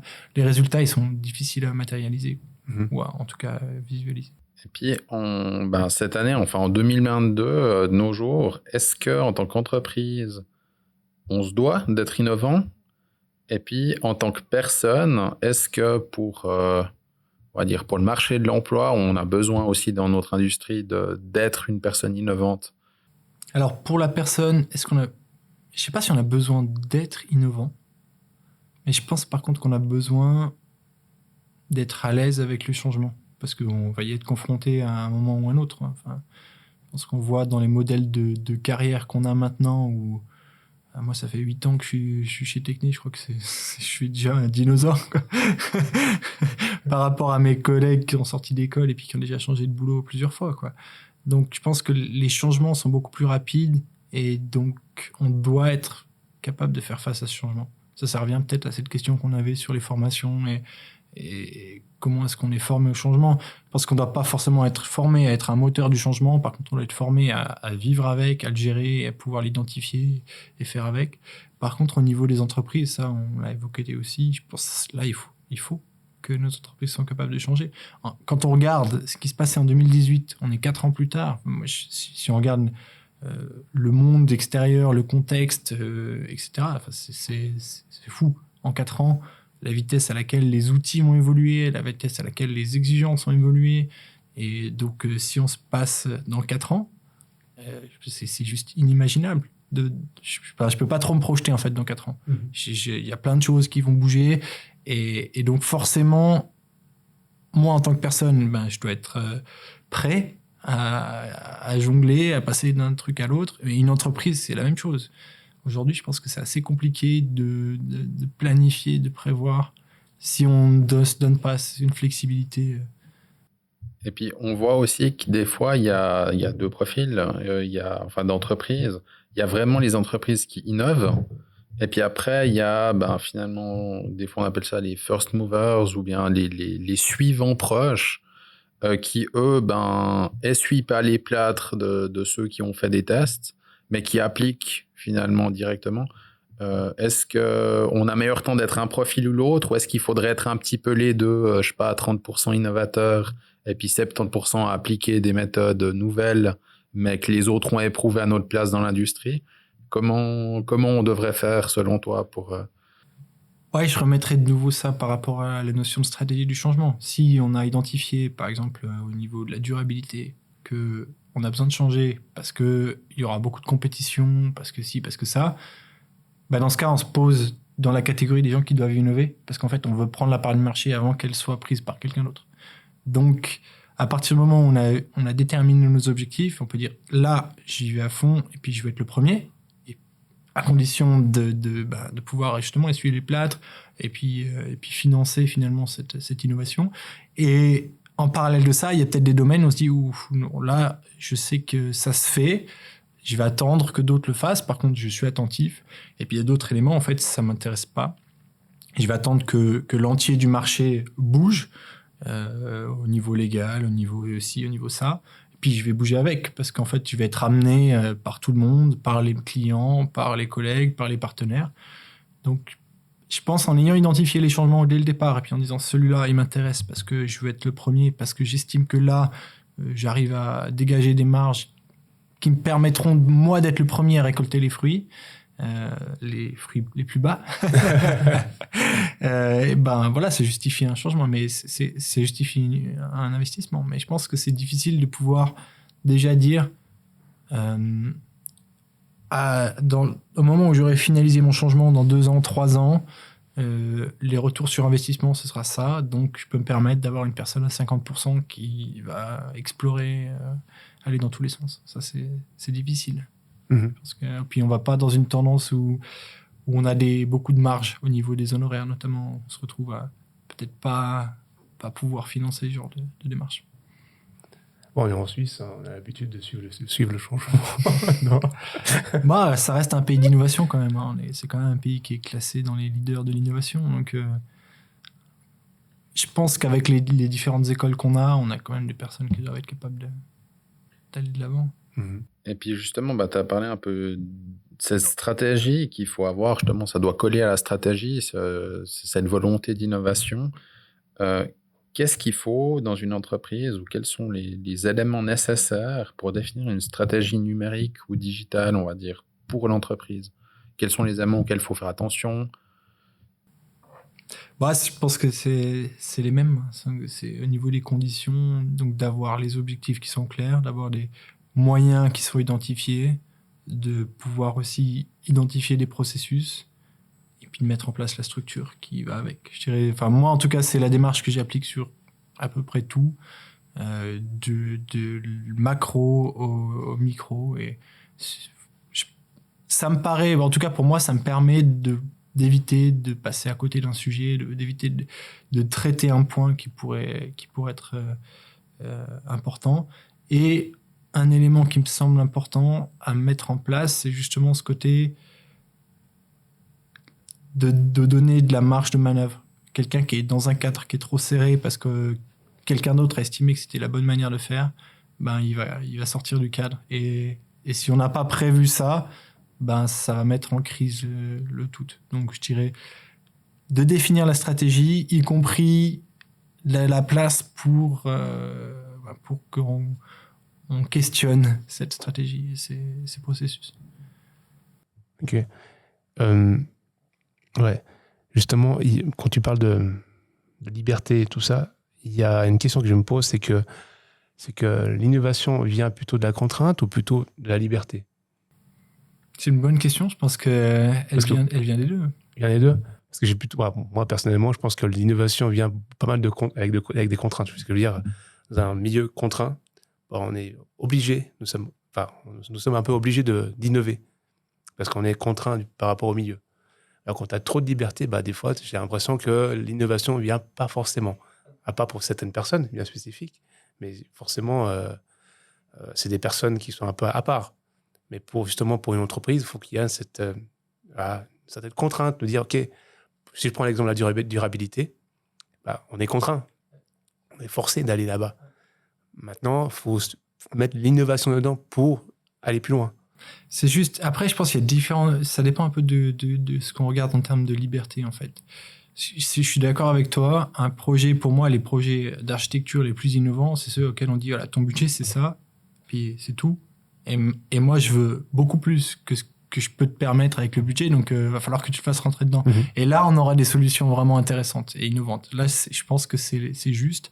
Après, si on parle de fonctionnement interne de l'entreprise, je pense que de demander à quelqu'un de faire l'innovation, si on lui donne pas la liberté d'explorer, de tester et de se tromper, c'est pour ça qu'il y a peut-être 2 niveaux de liberté. C'est compliqué. On arrivera peut-être à quelque chose, mais si la personne elle est pas libre de se planter, elle va mettre de côté toute une partie des champs du possible qu'elle aurait exploré sinon. Donc, je dirais une contrainte, ça permet de forcer le mouvement dans certains cas. Mais par contre, il faut derrière la liberté de pouvoir explorer tous les possibles pour répondre à cette contrainte. Si par exemple, on dit de nouveau, pour reprendre cet exemple, voilà mon budget, voilà mes intentions, et qu'on ne laisse pas à l'architecte ou au mandataire la possibilité d'explorer, je dis, ah mais non, mais tu sais quoi, moi je veux pas de ce matériau-là, je veux pas de ces contraintes, de ces conditions-là. En gros, on lui restreint sa liberté, bah, le résultat, il sera loin d'être innovant. Il sera au contraire réduit et sans aucune nouveauté. Tandis que si on dit, bah, ok, je t'ai mis des contraintes très élevées, par contre, feu, quoi. Tu as plus de temps, tu peux faire les ateliers, tu peux aller consulter telle personne, etc. Ouais. Là, dans ce cas-là, je pense qu'on a un bon équilibre. Mais j'aime bien comme tu présentes ça, parce que justement, le fait de permettre aux gens de se planter, ça veut dire que les gens avec qui tu travailles, ils doivent être dans un milieu où ils se sentent en confiance. C'est clair. Donc en fait, en tant qu'entreprise, tu as tout aussi un environnement à créer pour permettre cette innovation. Parce que justement, il faut que tes employés ils se sentent libres de tester quelque chose, et s'ils se plantent, c'est pas grave. Parce que dès qu'ils se plantent, tu leur dis ah non, mais ça joue pas, en fait, ils vont appliquer ce qu'ils savent qui marche bien, donc ils seront pas innovants. Ouais, c'est juste, il y a deux choses. Il y a le côté permettre l'erreur et peut-être aussi la valoriser. C'est-à-dire que c'est pas juste une erreur, mais c'est ce que tu as fait. Ok, le résultat, il est pas bon. Il n'est pas satisfaisant. Par contre, dans ta démarche, qu'est-ce que tu as acquis qui permettra de faire la même chose, mais avec un résultat satisfaisant cette fois-ci, mieux et plus vite. Donc finalement, j'aime bien cette expression. Ce qui importe, c'est le chemin, finalement, presque autant que la destination. Si tu as bien compris par où tu es passé, bah, ok, tu t'es trompé, mais la prochaine fois, tu sauras faire mieux. Et je pense aussi, le deuxième mécanisme qui est important, c'est aussi de valoriser la réussite finalement. Nous, on a fait cet exercice une fois et je l'ai trouvé très, très, très, très intéressant et très gratifiant. On a fait un atelier, on a fait un séminaire dans lequel les gens du groupe de travail ont présenté les cas d'usage qu'on avait développés. Et toute l'entreprise a tourné autour de ces tables et a vu en fait ce qu'on faisait. Et qu'est-ce que ça voulait dire, comment ça se concrétisait. Et les gens qui ont développé cet outil-là ou ces méthodes-là, ben, ils ont pu avoir un retour. Elles ont pu avoir le côté l'échec, bien sûr, mais aussi j'ai fait quelque chose et je peux le montrer. Donc c'est valorisant. Le travail que j'ai fait, il a été vu par d'autres. Et c'est pas juste un truc qui est fermé et puis on le met dans une boîte puis on le range, quoi. Et ça, le côté valoriser le travail et valoriser les résultats est tout aussi important, je pense, que de permettre l'échec. Bah, c'est en faisant l'échec qu'on apprend plus, non? En faisant les erreurs. Exactement, ouais. C'est clair. Quand j'ai me au cours de maths, tu dis, oh, celle-là, je la fais plus. Mais de nouveau, si on t'a dit, tu fais une faute, tu vas copier 100 fois l'erreur. Ouais, mais t'apprendras pas comme ça. Voilà, tu vas pas apprendre. Oui. Donc de nouveau, l'erreur, il faut pas qu'elle soit sanctionnée. C'est vrai que, comme tu dis, des fois, ce que font les gens en termes d'innovation dans une entreprise, c'est pas perçu. Où finalement, il n'y a que le résultat quand ça marche qui est mis en pratique, etc. Et puis, de valoriser le travail des gens, c'est important. Je trouve en entreprise, de toute façon, tout le monde a besoin un petit peu de temps en temps qu'on lui tape dans le dos pour lui dire les 90 fois où tu as fait, où ça n'a pas marché, c'est pas grave, mais les 10 fois où tu as fait, ça a servi, donc c'est super. Comment finalement, en dehors de ça, de cette innovation qui arrive, comment on fait pour que ça apporte de la valeur à l'entreprise, pour justifier finalement aussi ces innovations? Ça pourrait être des nouveaux produits, des optimisations des processus actuels ou des méthodes de travail actuelles. Est-ce que tu vois un petit peu des catégories types de valeur ajoutée à une innovation d'entreprise ou qu'est-ce que tu penses ça peut apporter vraiment comme valeur à l'entreprise? C'est une question. Elle est compliquée, celle-là. Et elle est longue, j'aurais pu la dire un peu. Tu la couperas. Je pourrais la couper. C'est la magie du montage.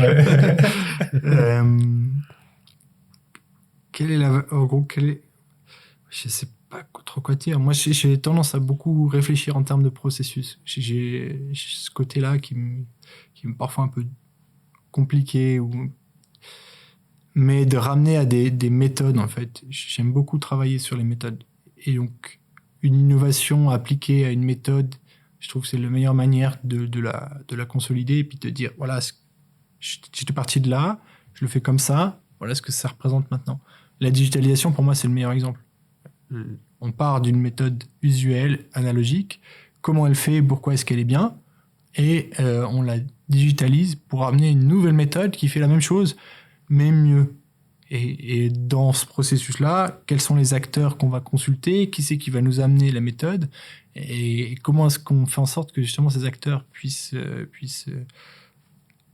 activer ce changement. Je pense que des méthodes de travail, pour moi, c'est la première manière que je verrais de consolider l'innovation.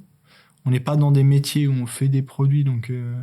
Alors, ouais, quand je disais produit, ça peut être service aussi. Finalement, tu peux avoir ta réflexion sur l'innovation, puis dire à la fin, on peut proposer un nouveau service à un client, peut-être.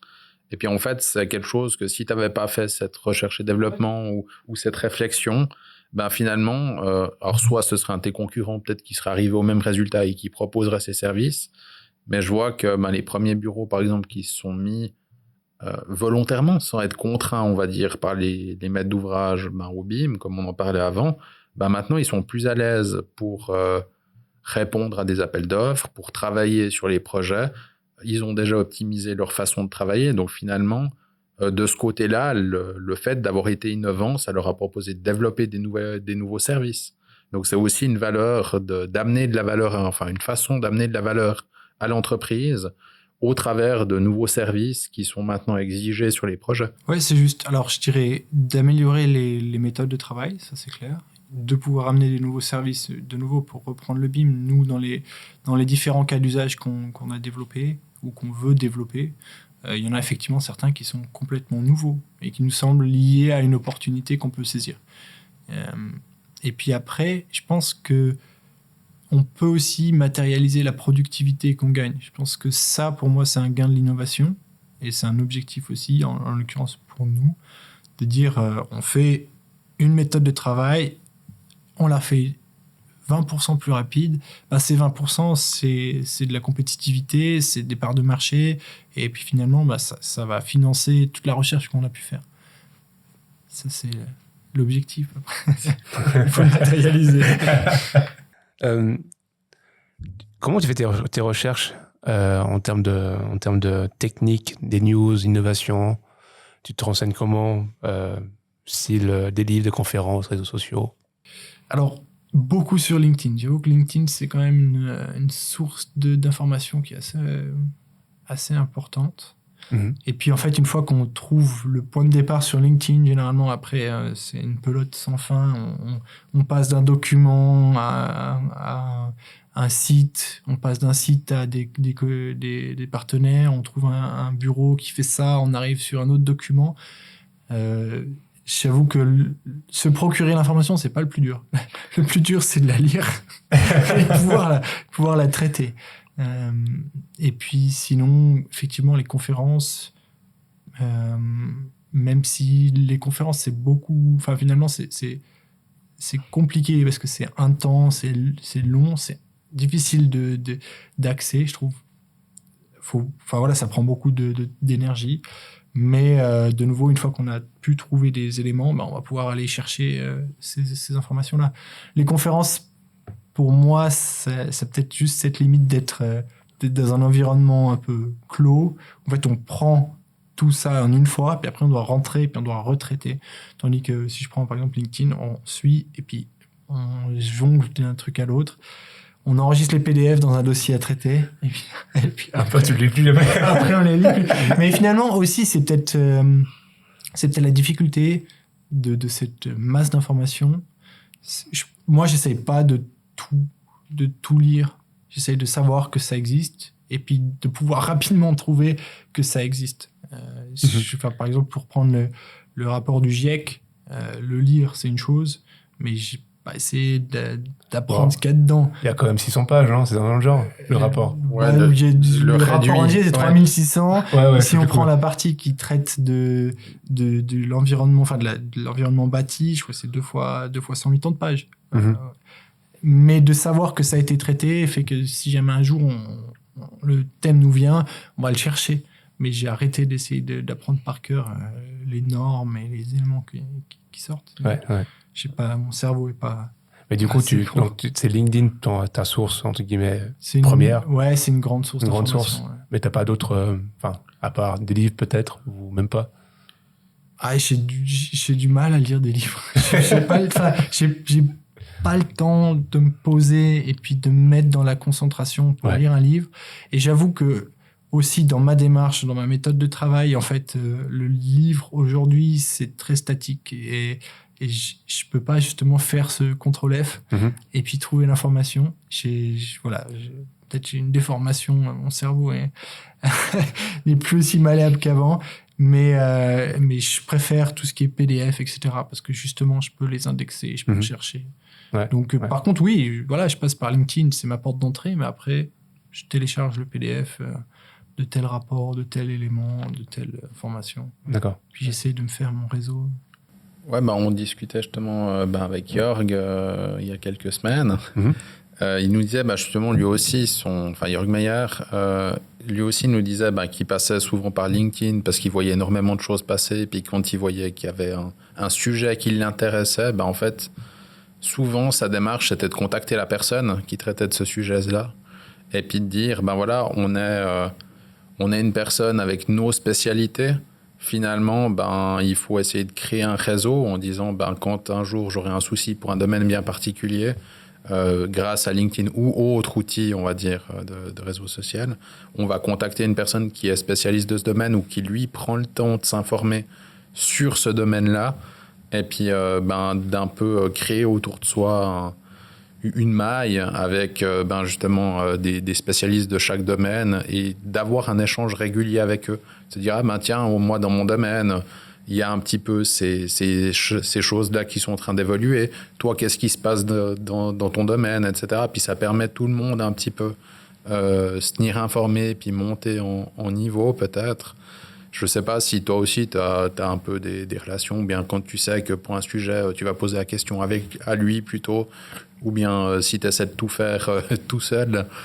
Je pense qu'aujourd'hui, on ne peut pas être bon partout. Je pense que c'est plus possible. C'est des thèmes beaucoup trop spécialisés.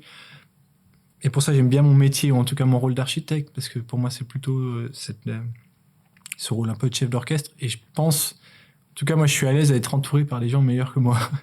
Ça me va très bien. Et par contre, il faut forcément avoir un domaine dans lequel on est plus à l'aise, quoi. Et puis d'avoir les outils, les bases pour communiquer avec tout le monde. Mais aujourd'hui, c'est impossible. Tu peux pas faire un bilan carbone d'un bâtiment et puis en même temps être spécialiste du BIM et puis en même temps pouvoir faire du chantier comme un pro, quoi. Enfin, c'est trop compliqué. Donc, on est obligé d'être en réseau d'acteurs et de pouvoir se reposer sur des partenaires de choix, quoi. Tu te bloques du temps aussi pour justement pour Alors, tu essaies. T'as un très beau modèle que j'aimerais bien reproduire, qui est de dédier du temps à pouvoir innover, à pouvoir faire de la formation, etc. C'est très compliqué. Il y a des contraintes familiales, il y a des contraintes de boulot. Mais je pense que c'est un modèle qui est très prometteur. De se laisser le temps de progresser, en fait, sans contrainte. D'explorer un sujet, de pouvoir lire, de pouvoir prendre des notes. Je pense que ce modèle, c'est on a Sven qui s'est donné ces moyens-là. Et puis, c'est vraiment quelque chose de très inspirant, quoi. Je prends 10% de mon temps, etc. Parce qu'en l'occurrence, peut-être on le fait déjà. On rentre le soir et puis on le lit et puis on fait des choses comme ça. Mais si c'est pas sauvegardé, c'est assez facile de passer par-dessus quand on a d'autres priorités. Justement, on a parlé de toutes ces innovations, de savoir aussi, est-ce que une nouvelle application, une nouvelle technique, elle est pertinente pour son métier ou sa façon de travailler? Comment on vient évaluer ça, ou justement par rapport à un changement? Il y a tellement de changements tout le temps dans notre environnement. Comment choisir, on va dire, le bon cheval sur lequel parier? Est-ce que tu as un petit peu des méthodes ou une façon de te dire, cette technologie-là, elle pourrait être intéressante, celle-ci, j'y crois pas trop? Ou est-ce que c'est plus un pari finalement? Ou est-ce qu'il y a une bonne pratique pour quelqu'un qui aimerait un peu s'intéresser à ça? tu peux recommander? C'est compliqué. Je pense qu'effectivement, ça bouge beaucoup. Si tu sais ce que tu veux, ça aide. C'est clair, déjà. Mais quand tu sais pas. Mais quand tu sais pas, là, ça devient très compliqué. Après, la plupart des outils aujourd'hui, on peut les tester. 30 jours, etc. Même prolonger. Pour moi, la difficulté, c'est d'avoir le temps, en fait, de maximiser ces 30 jours. J'ai fait un exercice sur un programme, j'ai lancé le test, puis finalement, mince, il me reste 2 jours, puis c'était mort. Et puis en même temps, on doit tester avec des éléments parallèles, donc c'est compliqué. Et puis ce qui est aussi compliqué, c'est une fois qu'on a choisi un outil et puis qu'en fait on l'intègre, qu'on développe des méthodes sur la base de cet outil, le poids du changement est des fois tellement grand que ça nous empêche. Enfin, tu connais tous ça avec nos Natel, quoi. Je veux dire, au bout d'un moment, on est tellement pris dans un écosystème que de faire le changement, ça devient compliqué. Donc, c'est difficile, une fois qu'on l'a trouvé, de s'en sortir des fois. Et j'ai pas vraiment de méthode, mais je pense que nous, on a fait pour les cas d'usage qu'on développe, d'essayer de commencer par qu'est-ce qu'on veut atteindre avec ce cas d'usage-là, et ensuite d'essayer, dans la mesure du possible, de décrire une méthode de travail qui se passe d'un outil, avec des briques peut-être assez grandes, assez larges, dans lequel finalement, si jamais cet outil-là, il vient faire faillite, à être avalé par une compétition, ou juste plus être pertinent, en fait, on peut changer la brique dans le processus, quoi.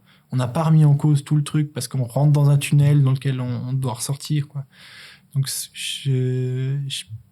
ça pourrait être une piste. Mais j'avoue que c'est très compliqué, ça demande énormément de temps de trouver le bon outil, de le tester. C'est un frein au changement. Ouais, puis tu disais justement, une fois que tu as choisi un outil, parce que là, on le fait quand même régulièrement, on va dire, dans notre branche, de dire, on choisit un logiciel, on forme des gens dessus, on fait cet effort-là, on développe peut-être même, dans le cas de Solibri, comme tu disais, des règles pour pouvoir faire des contrôles. C'est quand même un temps investi qui est non négligeable. Finalement, quand tu as après des outils qui sortent, parce qu'il y a des nouveaux outils qui arrivent toutes les semaines en tout cas, justement, tu te retrouves à un moment où tu te dis, cet outil, je sais pertinemment qu'il est plus performant que celui que j'utilise, parce que tu as pu le tester, etc. Mais ce serait tellement d'énergie, de coûts pour finalement former tout le monde dessus et racheter des nouvelles licences, habituer les gens, etc., que tu vas refuser, on va dire, un gain par confort, ou bien ça prendrait trop de temps pour compenser, on va dire, le manque à gagner pendant ces mois de mise en place, quoi. Peut-être ton gain, il n'est pas assez important aussi, finalement. Alors, peut-être effectivement que la technologie, elle n'est pas suffisamment novatrice ou suffisamment performante pour justifier effectivement ton changement, c'est vrai. Je pense qu'il ne faut pas vouloir faire un changement à tout prix. C'est peut-être un peu la difficulté quand on est la tête plongée dans le guidon et puis qu'on veut justement tout le temps aller de l'avant. Mais au final, il y a des choses qu'on fait très bien. Et tant qu'on n'est pas mis en crise parce que d'autres ou la majorité le font beaucoup plus vite, peut-être ça vaut pas la peine de changer.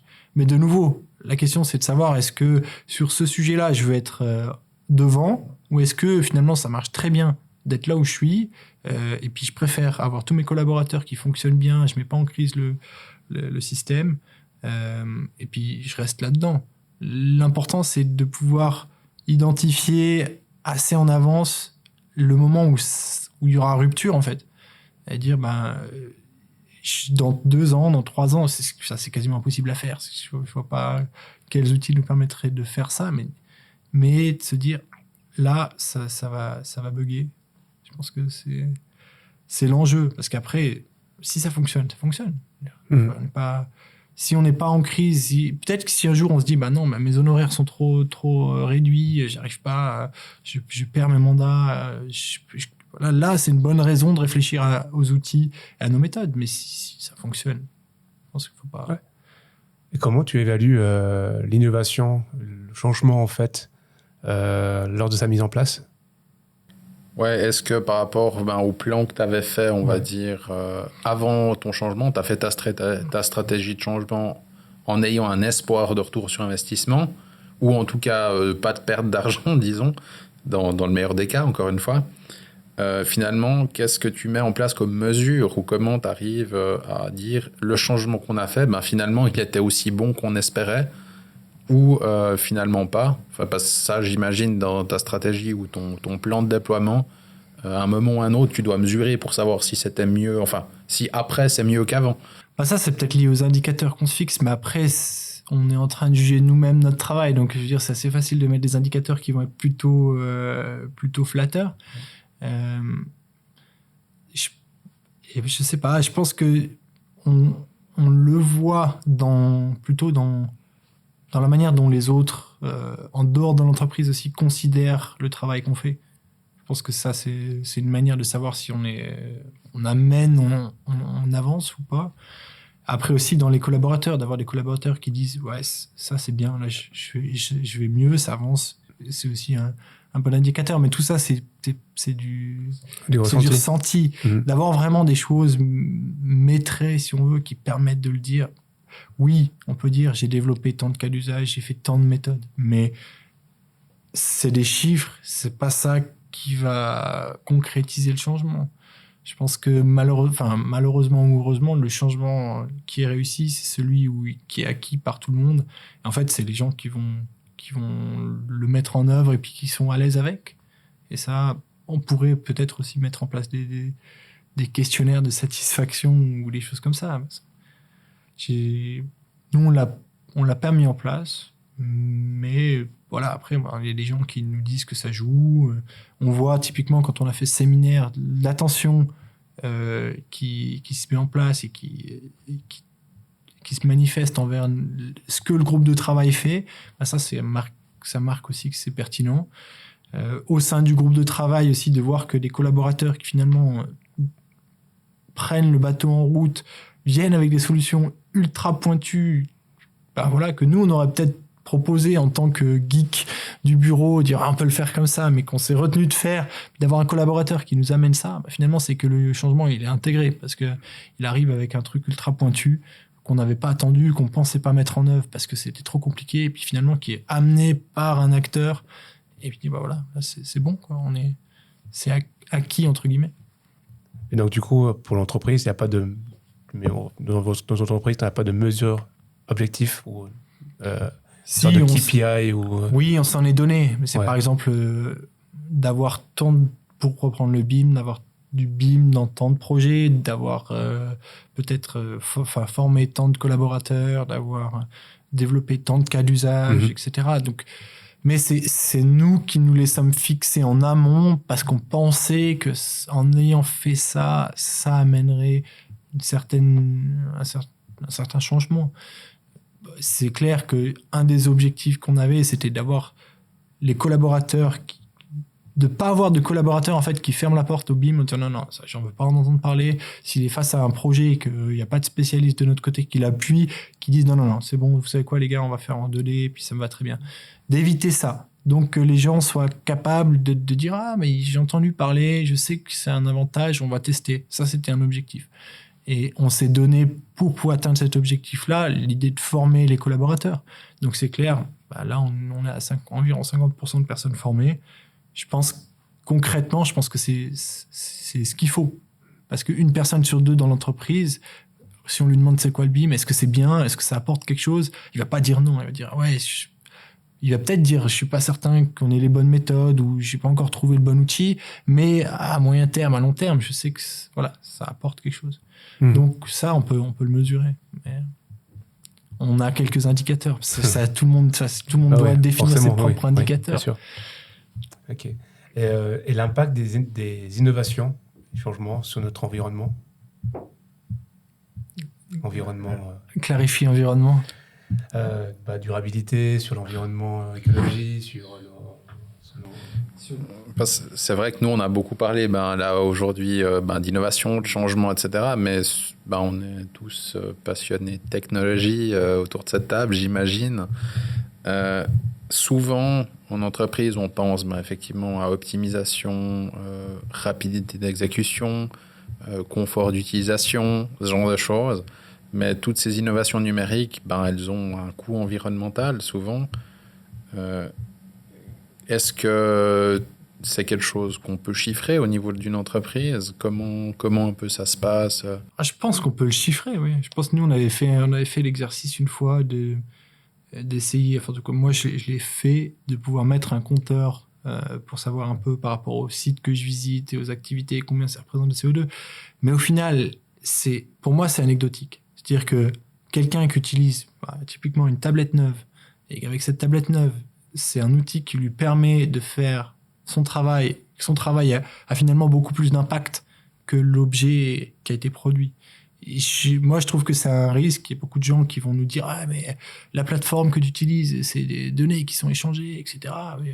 Tu me parles d'écologie et puis en fait, tu pollues parce que c'est du CO2 à chaque fois que tu échanges un gigabit de données. » C'est un prétexte. En fait, si je produis, je sais pas, 1 tonne de CO2, ce qui est un montant par rapport à nos outils faramineux, mais que ça me permet de développer un projet qui est efficace environnemental et qui économise 300 tonnes de CO2, mais c'est un investissement royal.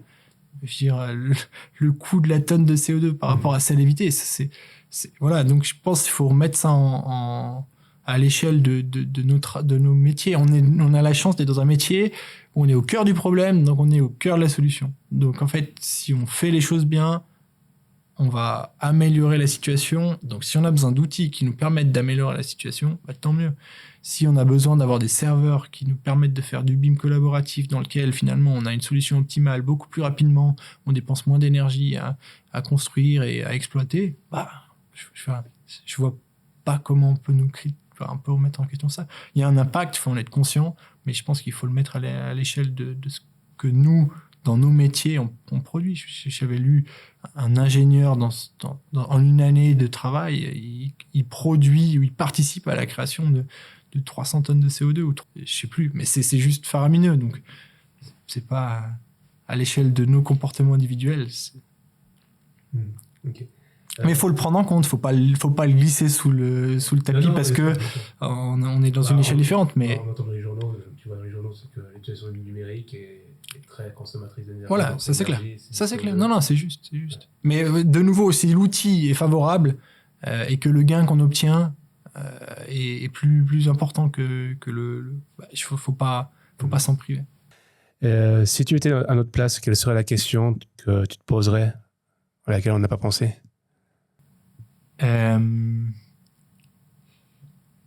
Comme ça, j'en ai pas. Je vais regarder. Vous n'avez pas posé la question des thèmes à surveiller en ce moment? Non, on peut en parler maintenant. Est-ce que, justement, est-ce que tu as des thèmes un petit peu que tu surveilles en ce moment, que ce soit des technologies, des thématiques? Alors ça peut être hors construction, hein, c'est vraiment un peu des points d'intérêt spécifiques que tu pourrais recommander En dehors de la durabilité, on en a déjà beaucoup parlé, dans lequel on baigne. Je pense à suivre en termes d'innovation, c'est tout ce qui est open source en fait. Parce que finalement, tout à l'heure, tu posais la question des produits qu'on peut développer. Et je trouve que c'est une grande question. Est-ce qu'on doit protéger l'innovation ou est-ce qu'on doit la partager? Et ça, je pense que c'est un thème très important. Dire que finalement, peut-être que le partage d'informations et l'ouverture est bénéfique, mais de quelle manière? Comment est-ce qu'on quantifie entre le gain financier qu'on aurait eu en bloquant une solution et celui philanthropique ou je sais pas quoi, ou en termes de partenariat, en termes de visibilité, en termes de confiance aussi des acteurs en ouvrant la solution? Ça, je pense que c'est une thématique qui est assez intéressante. Et du coup, par rapport à l'innovation, particulièrement pertinente.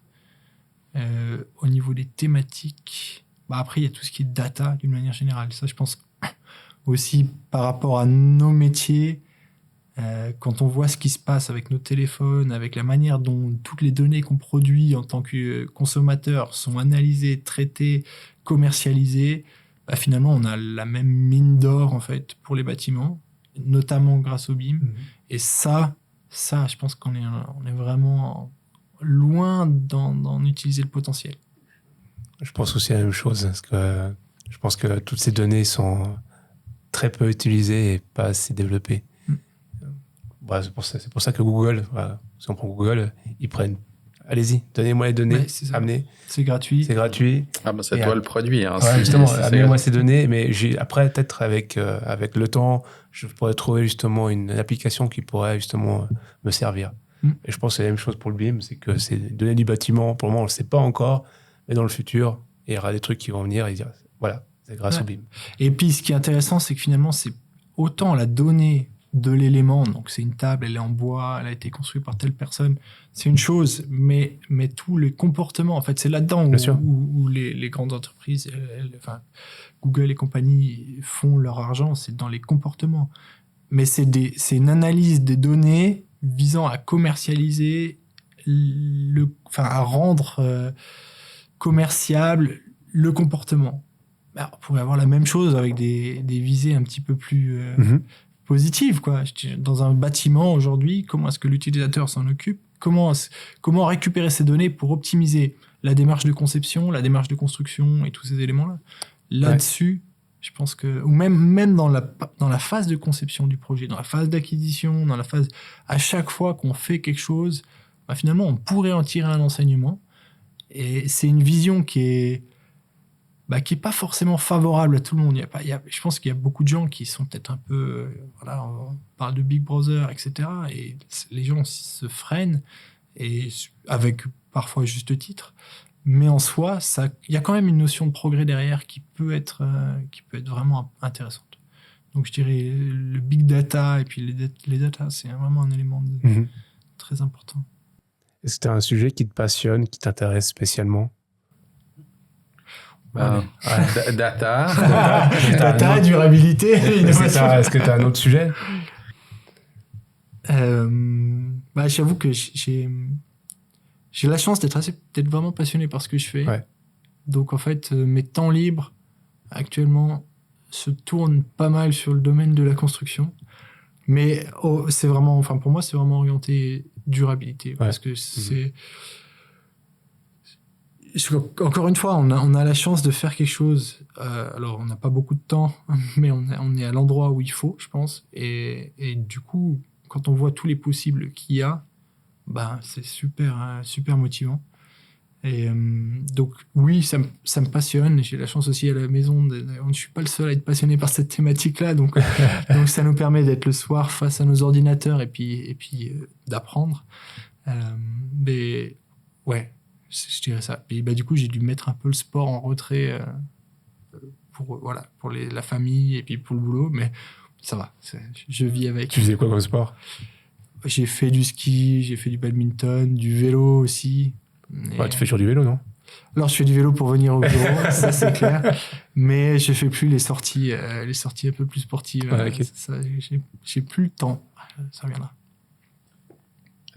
Est-ce que tu as des recommandations de documents, chaînes YouTube, podcasts ou autres sources d'informations à partager ou à annoncer à nos auditeurs ? Pour la digitalisation, la durabilité, pour l'innovation. Ouais, ou une recommandation de quelque chose que tu as trouvé sympa dernièrement où tu dis ce serait chouette qu'ils aient jeté un coup d'œil. Comme ça m'en vient pas, mais j'en ai sûrement plein. Déjà LinkedIn, hein. Il va sûrement y avoir 2-3 profils intéressants là-dessus sur LinkedIn.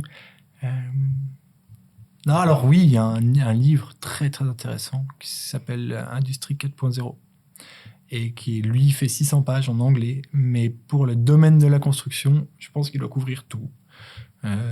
Et quand on voit ce qui est fait en fait avec des exemples matures en fait d'innovation et de progrès en termes de construction, c'est vraiment impressionnant. Et une fois qu'on a mis le doigt dedans, on part dans toutes les directions. J'avoue que j'ai pas pu le finir parce que en fait les premières pages, on tombe sur des références, des acteurs, des bureaux, on va voir ce qu'ils font, on tombe sur des documents, on les lit et puis voilà, c'est juste fou. Ouais. Et puis le rapport du GIEC.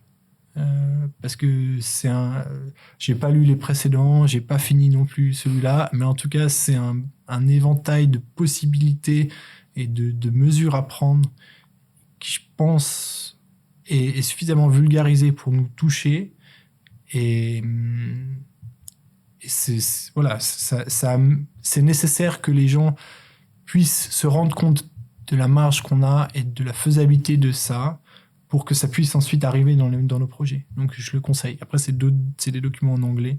Donc, faut pouvoir... Bon, le rapport du GIAC, il est aussi en français, non? Le rapport pour la rapport décision. complet, je ne crois pas. Non, mais pour le résumé, la décision... Mais alors là, pour le coup, j'ai pas réussi à accrocher au résumé parce qu'il était un peu trop condensé. Ouais. Tandis que de prendre les 2 chapitres qui traitent de la construction et de l'urbanisme, c'est plus digeste. Et puis, de nouveau, c'est plein de renvois vers des exemples et des choses comme ça.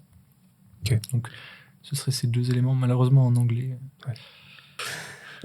Après tous ces thèmes traités aujourd'hui, si tu devais transmettre un message important à des gens qui souhaitent se mettre au BIM, ça serait quoi? Se mettre au BIM? Ouais. Il faut le faire. Enfin, mon message, c'est il faut y aller, quoi. Enfin, à mon avis, c'est plus une question. Et je pense que c'est une question de survie de l'entreprise, même parce que sinon on se coupe. Par contre, ce qui est important, c'est d'y voir les potentiels, en fait. Parce qu'à partir du moment où on a saisi les potentiels qu'il y a, c'est beaucoup plus facile d'accepter que ça va prendre du temps, qu'il y aura des coûts. Je pense que le changement contraint, c'est le pire, quoi. Si on est obligé de changer parce que finalement on n'a plus de métier, parce qu'on n'a plus de boulot, parce que les partenaires nous tournent le dos, parce qu'on n'est plus capable de leur fournir une maquette, ça fera très mal. Par contre, de dire je le fais parce que je vois que je vais être meilleur, que je vais gagner du temps, que je vais attirer des nouveaux collaborateurs plus facilement, que ci, que ça. Donc je dirais oui, il faut le faire, mais aussi en comprendre les opportunités. Parce que finalement, les risques, c'est les opportunités qu'on n'a pas saisies, quoi. Au final, c'est ça. Il y a eu un temps, c'était une opportunité, elle a été prise par tous les autres, puis du coup, nous, ça devient un risque de plus être compétitif, quoi. Ouais. Okay. On a un petit jeu à te proposer. Tu connais le jeu du portrait chinois? Non, pas comme ça. C'est assez simple, c'est juste des questions et je dois répondre très rapidement. Je bois un coup. Ah, bois un coup. Transport public ou vélo? Vélo. Innover ou optimiser? Innover. Gérer ou subir le changement? Gérer. Open BIM ou close BIM? Open BIM. Ton meilleur moment de la journée? Je dirais que c'est pas mal. Il y a pas mal de chances que ce soit maintenant. C'est l'heure de l'apéro, ça, tu veux dire. Okay. Ouais. Merci Nicolas pour cette discussion.